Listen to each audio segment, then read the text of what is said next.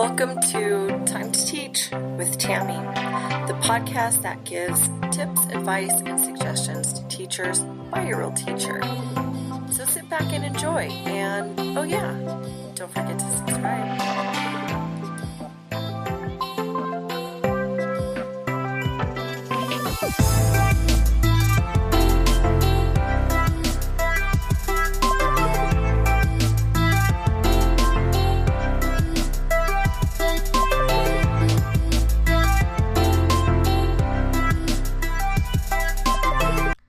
And we're back, and this is exciting because it's now the start of a brand new series. We're now entering Series 5, which is entitled Student-Centered. I will talk about that briefly.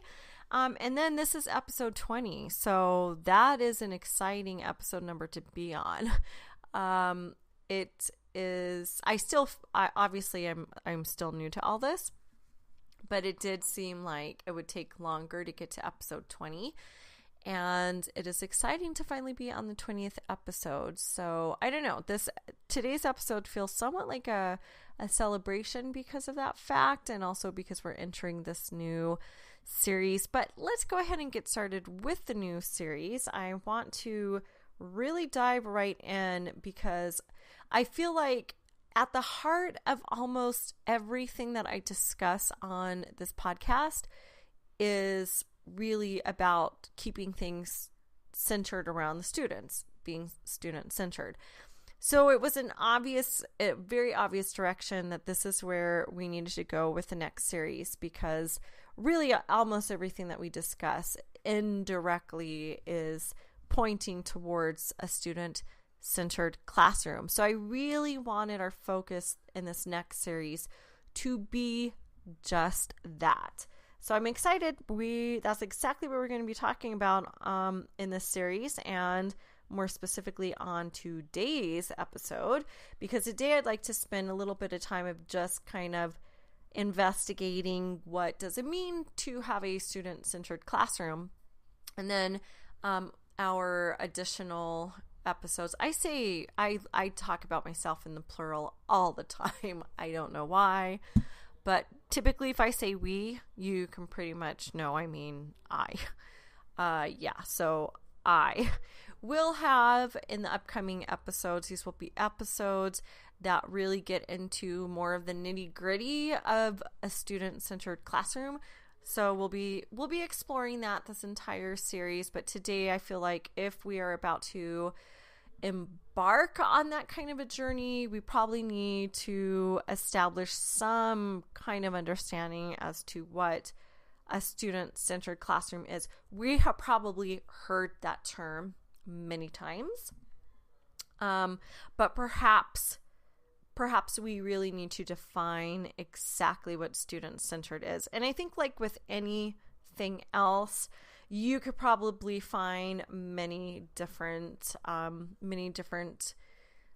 descriptions of a student-centered classroom. So I think to help us really think about what a student-centered classroom is, I'm going to first of all kind of go over an article from ASCD, and I will include links to that article in the show notes, and then I'll also be including just my own experiences. I like to include those things because I feel it's easier to relate when we can hear some real life examples and real life experiences where we might have seen that to be true. So let's go ahead and get started. So this article is from ASCD, and it is called 6 Design Tips for a Student-Centered Classroom.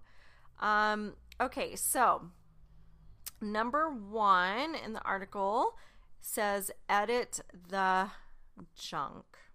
Yes, edit the junk. And it goes into a little blurb. This is not a long article by any means, but the way that it expands on point number 1, it says decluttering is just one way to make the school environment, what some experts call the third teacher, more accessible. An organized classroom allows students to move around freely and quickly, locate materials and supplies. So this is true. It's very helpful to have materials in a certain place. I feel like we probably know that. Now, whether or not we're doing that is probably different, though I would assume most of us probably do have our student materials always in one place. So like I have a writing center. My students can always find writing paper, pencil, staplers, tape, anything you need, even whiteboard markers I have in there.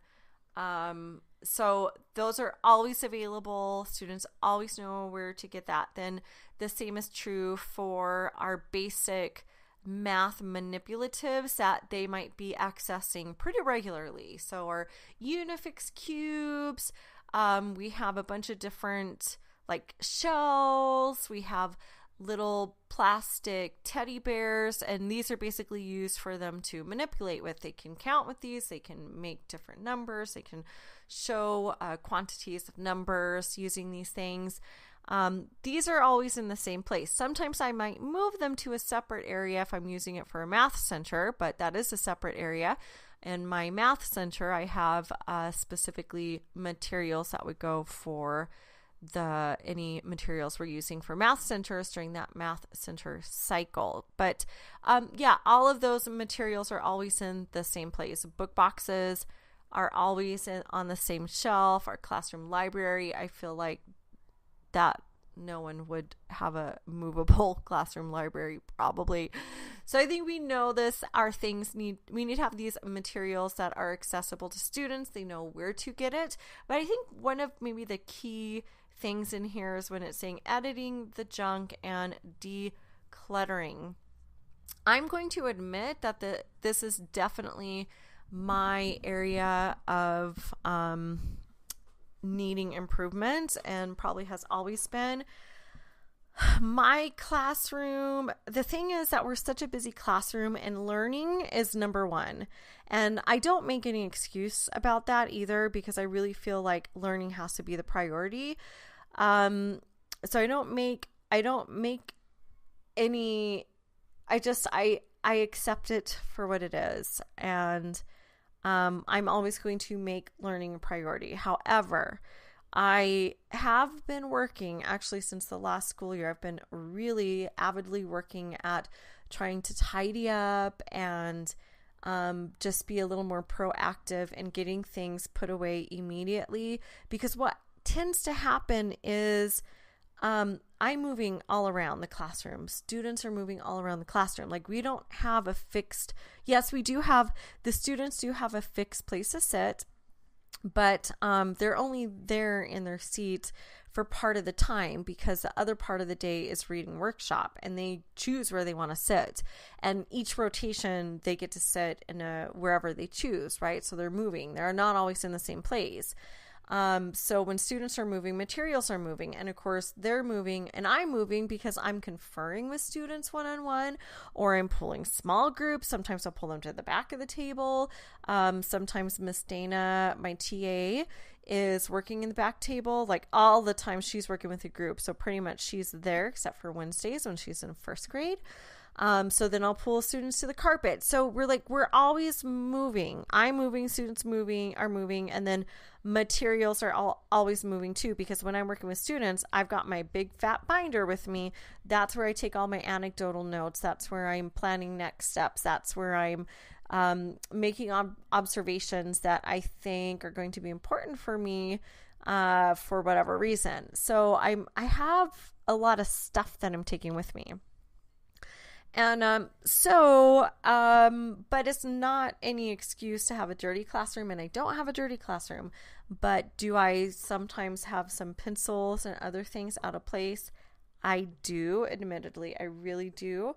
But like I said, it's because I have been putting learning as a priority, not so much the aesthetics, but I do have students clean up.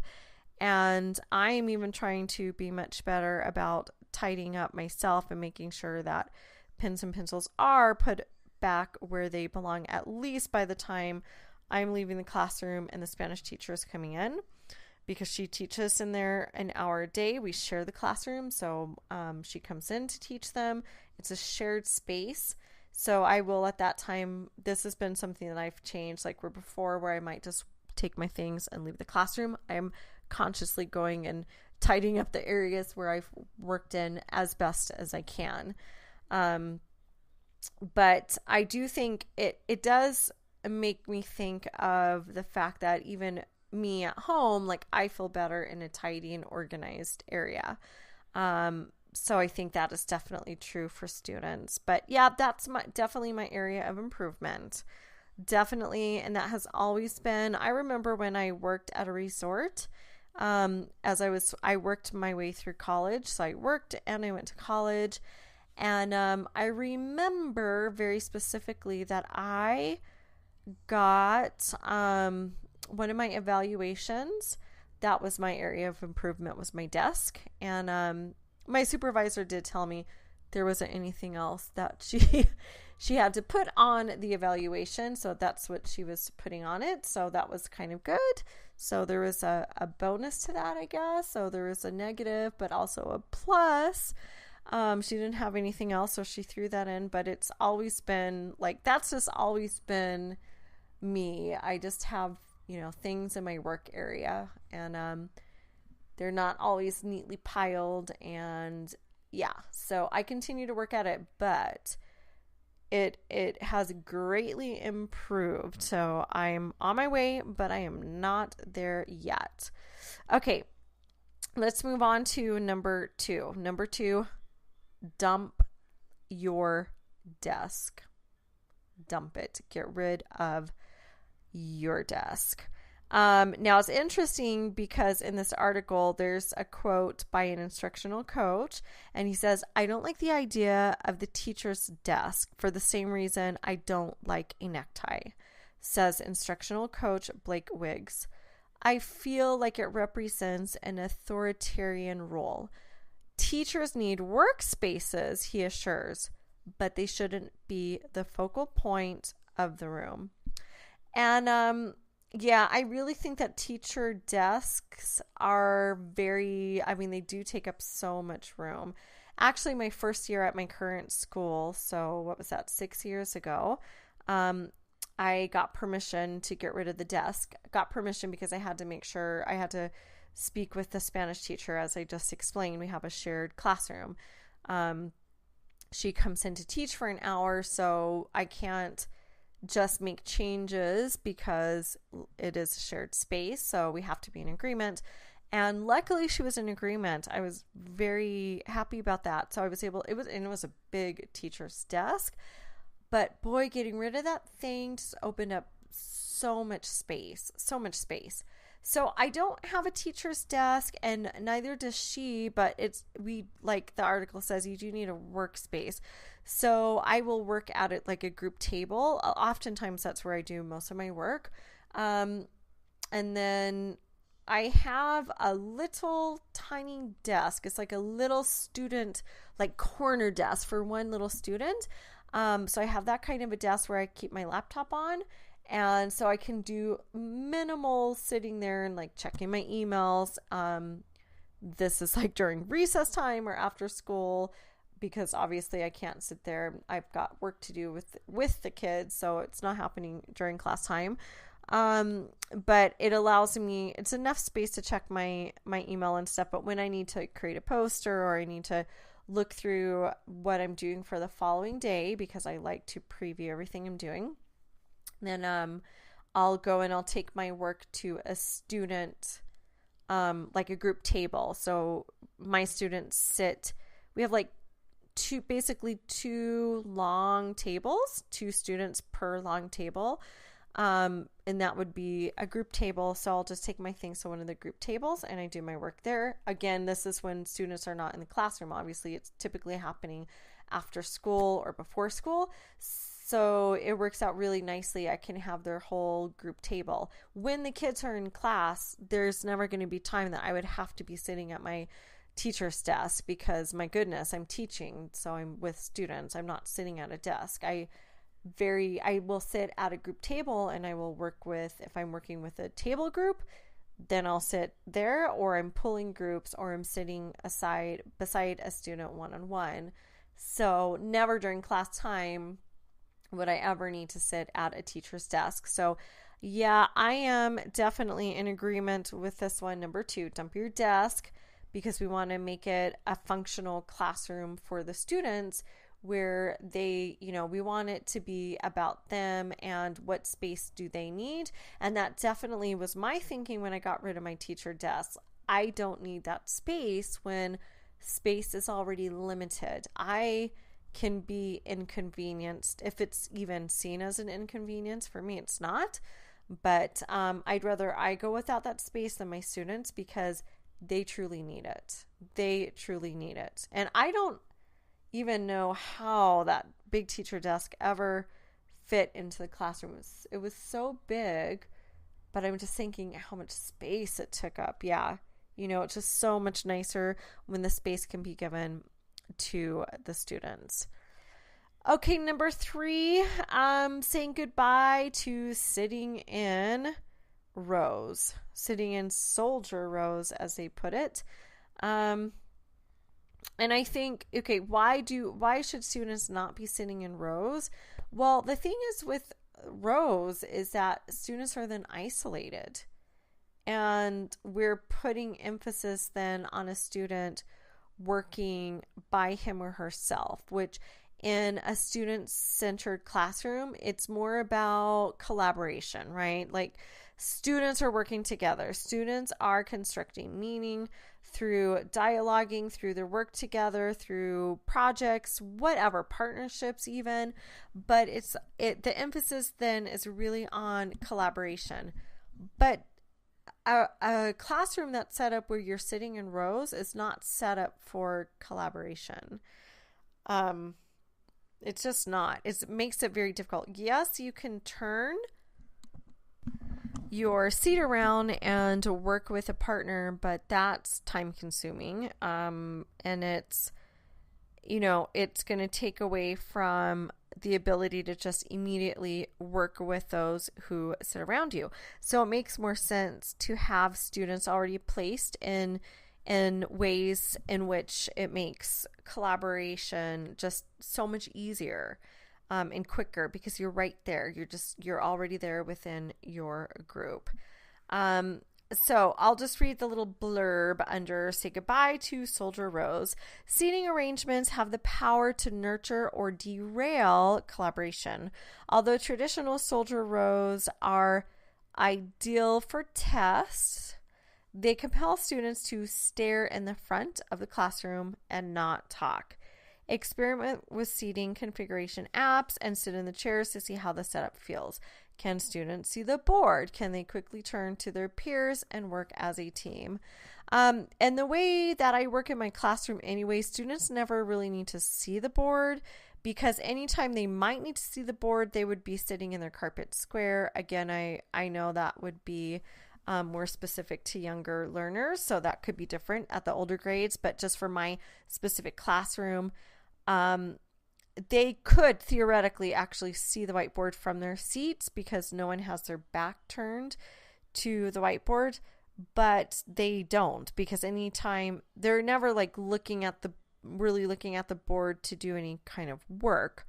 If they need to see the board, they're sitting at the carpets in their carpet squares, and those carpet squares are right in front of the whiteboard. So the setup is perfect for that, and perfect for collaboration. So yeah, that's something to think about, is setting up the classroom so that it makes collaboration much easier and very quick and simple for students. Moving right along to number 4 in the article. Number 4 says, give them guided choices. I feel like this really falls in what I've said this before, choices within choices, which is something that I got from one of my good friends at school. She always talks about choices within choices, and I think this is perfect. So this basically says, even within routines, you can leave room for choice. Teacher Pamela Kennedy lets her third graders pick a new seat every Friday. At the beginning of the year, you'll often see best friends sitting next to each other, she admits, but if they talk incessantly and get 3 strikes, she leads a round of rock, paper, scissors that determines new seating for one of them. Eventually, the students learn to choose wisely. So, this is, I think you have to be somewhat of a brave teacher to do this kind of flexible seating, but I like that she does it one day a week. It kind of makes me feel like I'd like to try it. I'm very scared, but I don't want that to stop me. But yeah, it seems like with the whole idea of flexible seating, it is hard for us to give up some of those choices and power, I'd say. But when we do, I really do find that students, they can really, really step up to expectations because they're being trusted and because they want to keep that privilege. I don't know how ready I am to do this exactly, but I feel like definitely flexible seating is happening during reading workshop in my classroom because students get to choose where they sit. Maybe once a week would work. I guess for my only concern would be that's the desks and all their things in it. But I suppose if they switch, they just would have to use. I also have a container with shared pencils and erasers and scissors and whatnot on the group desk. So even if they didn't have, they could basically just bring their pencil box and use what's at that group table, I suppose. So I'm going to think about that one and see if I might be brave enough to try that once a week, or I might start once every 2 weeks. I don't know. But I do feel good that we've got some flexible seating going on during reading workshop. So I think maybe my next step would be to see where else can I incorporate the flexible seating. Would that be once a week? Would that be just, opening up during a different time?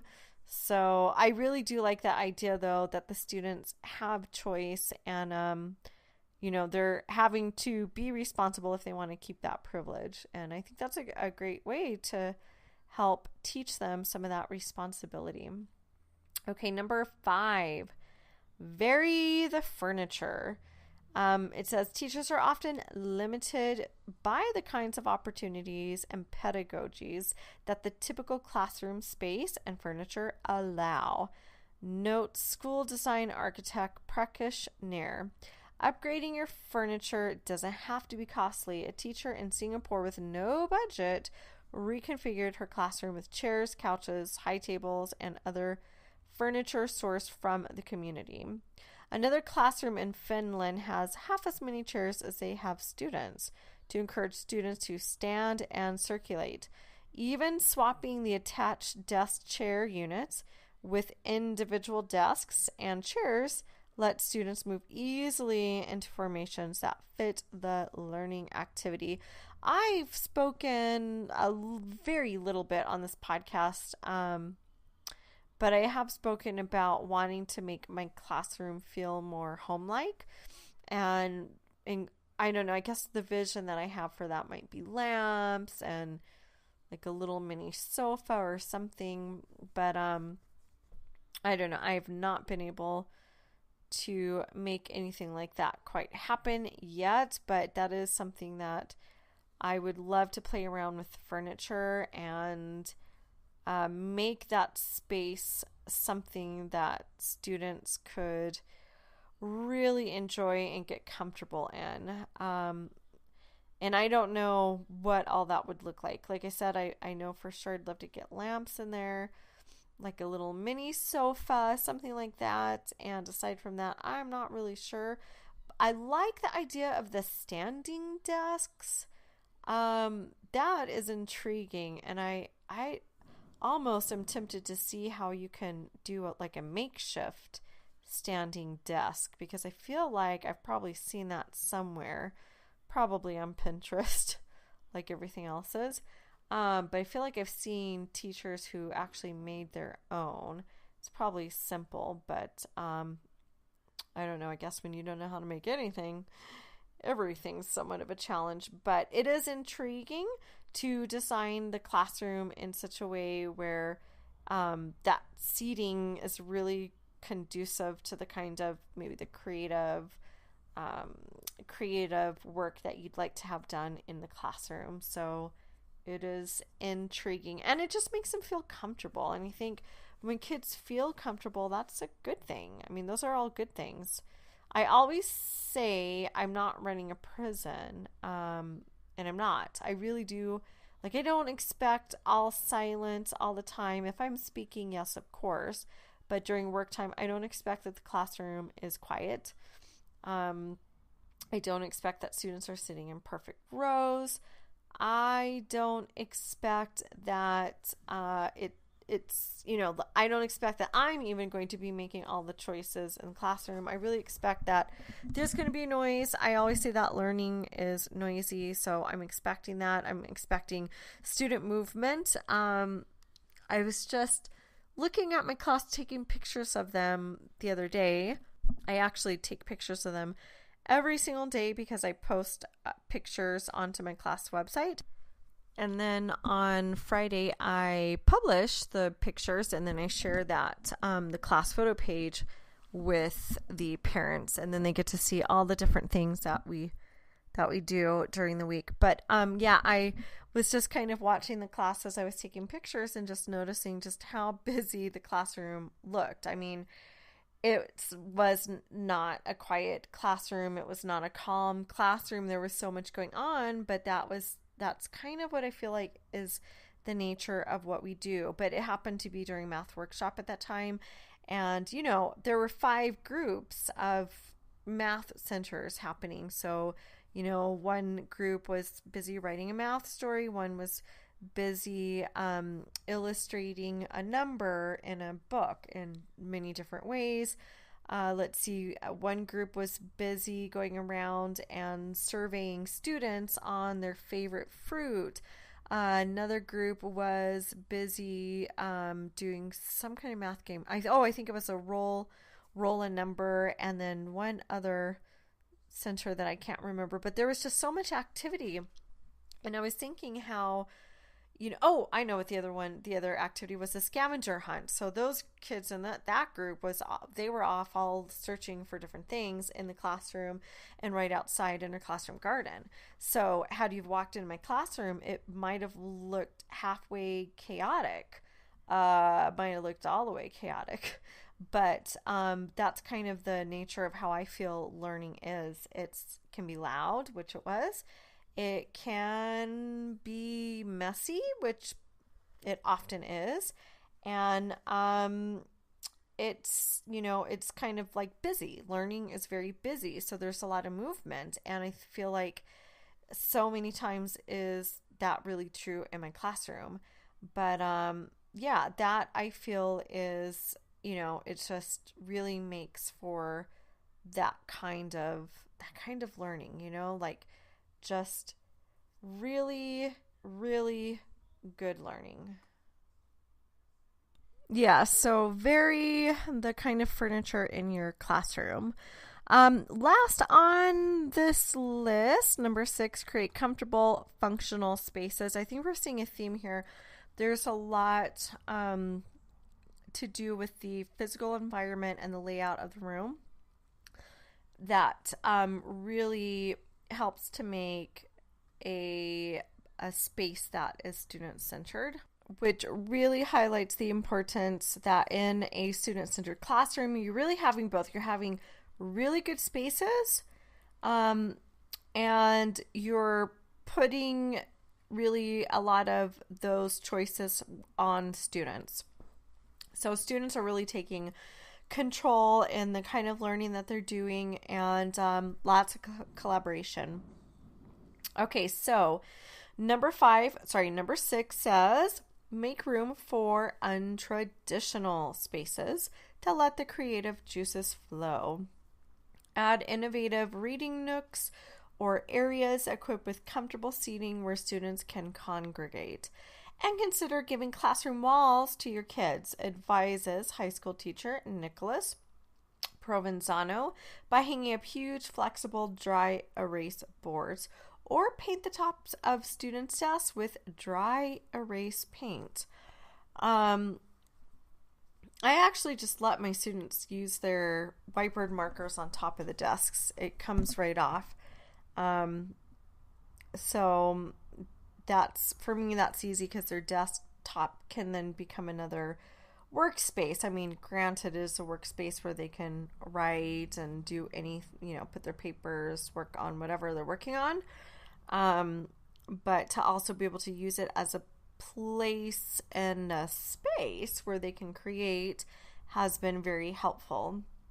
So it's really about kind of looking at creative ways to use this space within your classroom. And I really want to do so much more of this because I feel like space is limited, but I really want to put it to use. Like before, when I had my filing cabinet in a different place, I was actually able to use it as a workspace for students to create words because I have these magnet letters, but I have since moved that, and that's just no longer a space that they can use. But I like those kind of creative ways to use the classroom because, well, first of all, it's just fun for kids. If it's something that's a little bit different, like my kids love to write on their desks because that's different.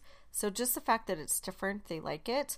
Last year, I also let them write on the floors. I mean, there was lots of writing all over, basically, and that was, of course, fun for them too because it's different. So they like things that are different. It just, it just goes, it's different enough, even though it might be the same kind of work they would normally do, but it's different enough that it just grabs their attention and makes it exciting for them. So we really want to think about the ways that we can use those spaces to make them areas where our students can really, really be creative. So that is it for the article. I'm not quite done though. I'm getting close. Even though I finished the article, I did want to go into a little bit of how you can do student choices and collaboration and just kind of share what I do in my classroom. I am really, really big on students being able to make a lot of the choices. Actually, with my own students, I tell them, I said, one of the exciting things about Pre-First, which if you have not listened to my episodes before, Pre-First is the very first year at my school in elementary. So it's all new. Everything is new. Being in the elementary section and everything that happens in the elementary section is brand new. So I teach them this year about being independent workers and about being the boss of them. That's the way I put it. You are the boss of you. So this goes into so much of what we do. You're going to be the boss of you. And that goes into a lot of what they're doing. So they get choice in the books that they're choosing, even once they actually start reading, because they're reading, quote unquote, reading, but most of them are not actually reading. So for those of you who are not teachers of young learners, you can get your young students to be able to, quote unquote, read. So we teach them that they can read the pictures, they can retell a familiar story, and then last they can read words. So in the beginning, that's basically what they're doing is number 1 and 2, and then they do start to learn how to recognize words, and then they'll start recognizing their sight words, and then slowly but surely reading.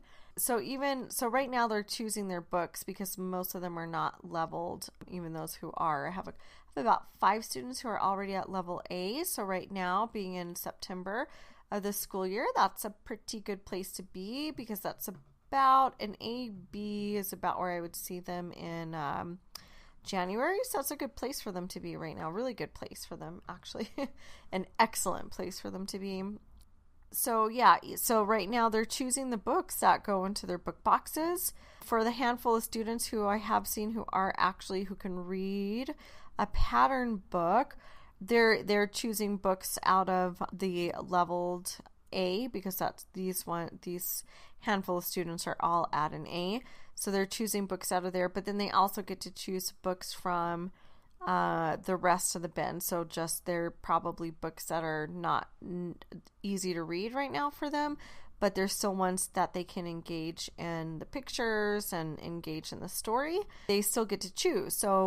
So they're making a lot of the choices. I'm not saying, here, you have to read this, but like, for example, those students who are at level A, because they are really at a level, it's important for me that they're reading at their independent level so that they can continue to grow as readers. So they have a choice now within a choice. So they get choices of books, but within the selection that we have of the leveled A. Plus they get to supplement with some of those other books that are not leveled. And so that's how, we can help students have choices. The same is really true in writing workshop. I don't ever tell my students what to write. That's a lie. 3 times a year I do. When we do our writing samples for the benchmark, yes, then I do. And they actually write to a writing prompt, but that's it. That is basically the only time. Now, I will tell them the type of genre, and we will spend a full bimester. Our school year is divided into bimesters of 5, so 7.5, 8 weeks, more or less. So we're studying a type of genre each unit. And let's see, this first bimester, which at the time of my recording, we just have another week left of the bimester, so we're getting ready to close. But we've done basically nonfiction. They started writing teaching books, and now they're writing true story books, basically narratives. They have choices within choices. So I'm not telling them specifically what to write about, but yes, there are some guidelines. There are the guidelines that you're writing. Right now, you're writing a true story. You're writing about something that happened to you. So, that gives them, then within that realm, they can choose whatever they want. They can write about anything that has happened to them, any experience they've had, anything that they can remember, they can write about it. And so that's giving them choices, even though they have some guidelines. But students really enjoy when they have choice. When they get to choose what it is, they're just, it's just amazing. Actually, and I feel this is very specific to workshop because of the way it is. You're not teaching you are teaching a genre of writing, but you're not teaching, like, today we're going to write about X, Y, and Z. Students love it, and you just get so much buy-in. And I've just seen that just all the kids, I just feel like they just all enjoy it because they're really, as I like to say to them, they're being the boss. They're making those choices. Those decisions are totally 100% up to them. I'm not making those decisions for them. Even later in the year, when we start doing our own goals, which right now I'm kind of helping make goals for them because it is the beginning of the school year. They don't have experience in goal setting, but later they will, and they'll be able to set goals based on, some of the reading strategies that we do, some of the writing expectations that we have. Right now I'm helping them with those goals, but eventually they'll be choosing their own goals. And I might have one that I have for them as well. So they might choose a goal, plus I have one that I want them to work on. But that, again, that's giving them those very important choices that allows them to really, be the decision maker, be the one who gets to guide their own read, not guide, but kind of direct it. And of course, I'm always helping to guide, but they're making so many of those choices. And then the other thing is partnerships and group work. I just feel like it's so powerful. Don't underestimate what these students can do in partnerships. It is amazing. Our students read together all the time. So I have 2 reading rotations and I have 1 word work rotation. Part of the daily 3 reading workshop because I've combined everything I've ever heard of and made one beautiful melted, I don't know what. Basically, I'm just making up my own stuff as I go, but borrowing from everyone else. So I do reading workshop, combining it with daily 5. One of their reading rotations, they would read to self. The other rotation, they would do partner reading. And they do amazing things in their partner reading. You know, they learn how to talk about a book. They'll later act out a book. They'll later become like coaches in their partnership, letting their partners know what they can maybe work on. Like, oh, you can work on pointer power. Maybe you can work on sound power. Actually, our next bimester, we're going to go into the powers, the reading powers, which are really reading strategies. And that's a lot of fun. I just feel like the work that they do in partnerships, before I launch partnerships, I get a little, I gasp and I'm like, oh, I don't want to do this. I break out into a cold sweat. I come down with anxiety. I try to convince myself to push the lesson off and wait a few more days before I actually do it. But then I just do it because I remember how great, once I teach them how to work in a partnership, it's the most powerful tool. And then you have a classroom full of teachers because they learn how to coach. You teach that to them, but once they learn how to do it, it's so powerful. So reading partnerships and then writing partnerships. We just did another writing partnership today in writing workshop. They're editing. This is their first piece now that they're getting ready to publish. And of course that takes revision and editing, but it's the first piece ever that they've done ever in their lives, ever. So really, truly, not just the school year, but I don't think even in kinder, I don't think at that point they were revising and editing and then publishing. I could be wrong. I really could be wrong. But I know a lot of their writing in kinder were dictated pieces because they're not writing. So unless they did it through dictation with major help from a teacher, I don't think they've experienced this before. So it's a little bit intimidating, that first writing piece where you're teaching students how to use a checklist and you're really sharpening up their partnership skills. It is intimidating, but boy, it just confirmed again today in writing workshop just how powerful it was. We basically looked at our poster of true stories and what we knew to be in true stories, that we know that there are characters. Those characters are at a place, so they're somewhere, it happened somewhere. There are actions and there's dialogue. So we just kind of thought about everything we know about true stories, checked it against our poster. And yesterday, students had on their own kind of looked through their work and checked on each page, do I have these, elements of a true story on each page, and then added and changed as needed.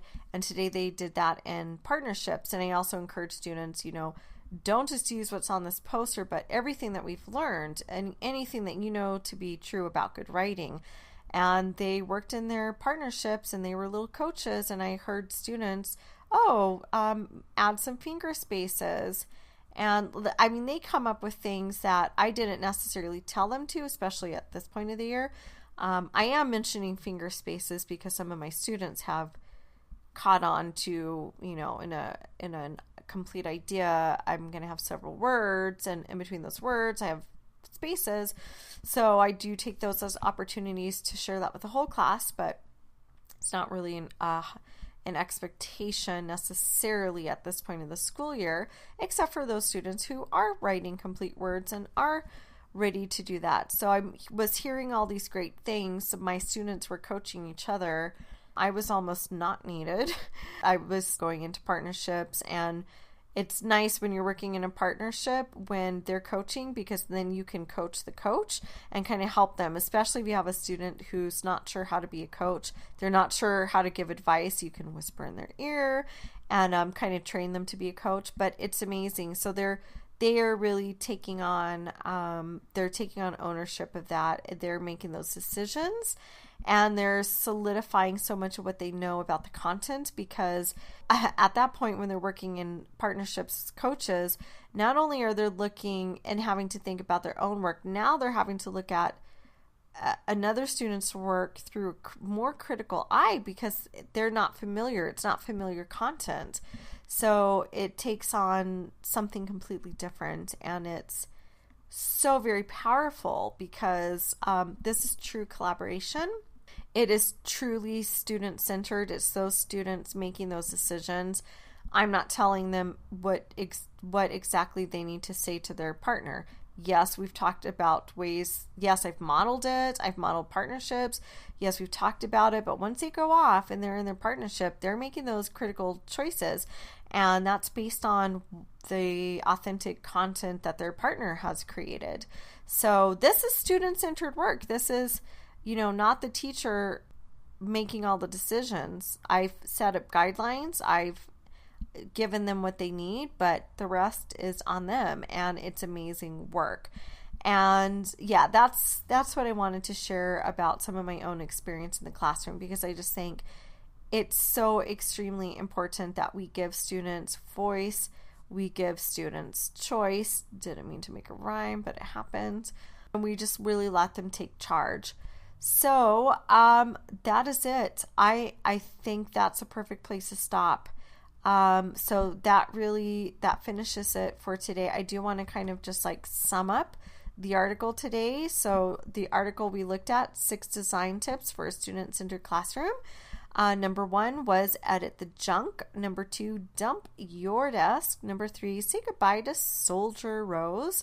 Number 4, give them guided choice. Number 5, vary the furniture. And number 6, create comfortable, functional spaces. So I hope that article, in addition to some of my experiences, helped to give you some ideas of what you can do to make your classroom more student-centered. So that is a wrap for episode 20, making your classroom student-centered. And that also wraps up the first episode in series 5, student-centered. Thank you so much for joining me. And if you enjoyed this, would you mind sharing it with others so they can enjoy it as well? If so, I'd greatly appreciate that. Thank you, and we will see you next time. Bye-bye. And one last thing before I go, I promise this is it. You might notice that in the beginning of this episode, I referred to this episode as episode 20, and that is because when I recorded it, I was not planning on putting up a bonus episode, which I did end up doing because of International Podcast Day. So this is actually episode 21, and I just wanted to explain that in case it was confusing. Also, in episode 20, for some reason, it uploaded incorrectly and cut off the last 18 minutes. So I had to reload it. So that means if you are subscribed, it probably initially came into your feed incorrectly. So you will just have to re-download it again so you can hear the complete audio. And I'm sorry about that. I really am not quite sure exactly what happened. Somehow just the end of it cut off. I don't know, but it is fixed now. It is correct. Okay, I just wanted to explain that. And this is goodbye for real, except for the outro. Wait a minute. Wait 1 minute. Before you go, don't forget you can catch our show notes online at www.timetoteach.libsyn. That's libsyn.com. We're also on Facebook at Time to Teach. Don't forget to check out our Facebook group, Teachers for Effective Curriculum. And if you're an educator with your own podcast show, I invite you to join our brand new Facebook group, Teachers Who Podcast. Let's grow a community where we can network, problem solve, and discuss anything and everything podcast related. I'll see you there.